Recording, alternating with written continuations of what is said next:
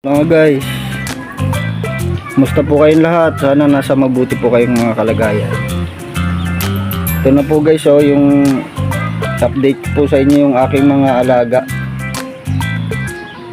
na crossbreed. Ayan po, pinakain ko na po sila. Medyo lumaki na po yung mga sisiw ko na 4. Yan ang itlog dun. Ayan po sila. Itong isa, yung isang native po, pinalit ko muna tong anak niya kasi nangingitlog na po ito. Nangingitlog na yan, may itlog na yan dyan, dalawa guys. Ito yung itlog niya, no? Pero yung itlog ng native na wala na, inulam ko na po guys. Kaysa bumili, inulam na namin. Guys, yung itlog niya. Ayan, dalawa nga. Dalawa. Yan o. Dalawa yung itlog. Itlog nito. Yan, itlog niyan guys. Anak na yan nila eh. Anak nitong Rhode Island Red saka ng native. Yun, anak na rin naman yun ng mga anak-anak na yan. Yan guys.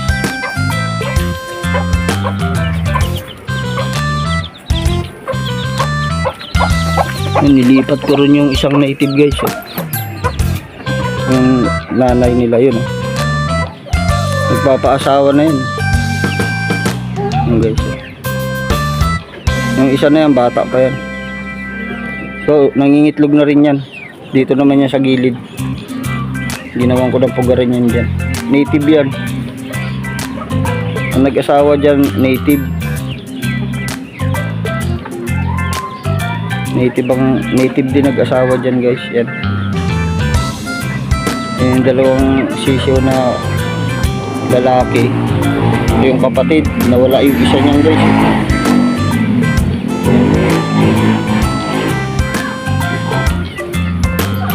Okay naman po yung panahon ngayon guys.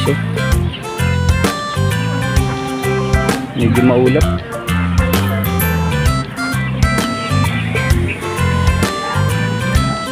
Dami ng bunga ng sampalok, maganda mag-asim.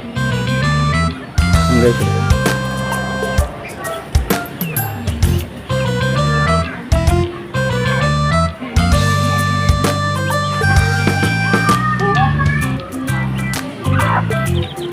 Yung mga sisiw 4.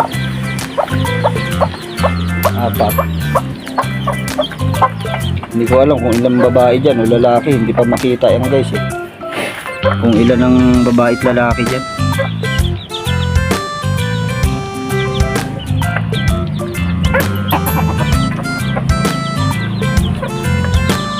Parang sana lahat babae. Nag-iipon ako ng babae, nawala pa yung isang babae. Nasisiw. Ang bata pa to guys. Kapatid yan ng isa guys. Bata pa yan, babae rin. Yan yung native guys.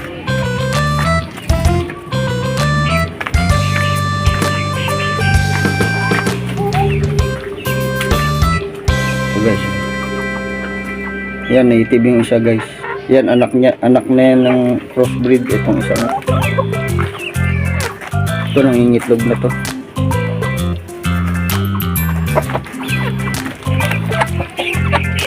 Yan yung itlog guys.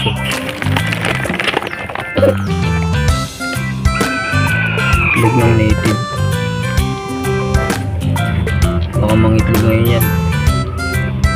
4 ata. Itlog nito.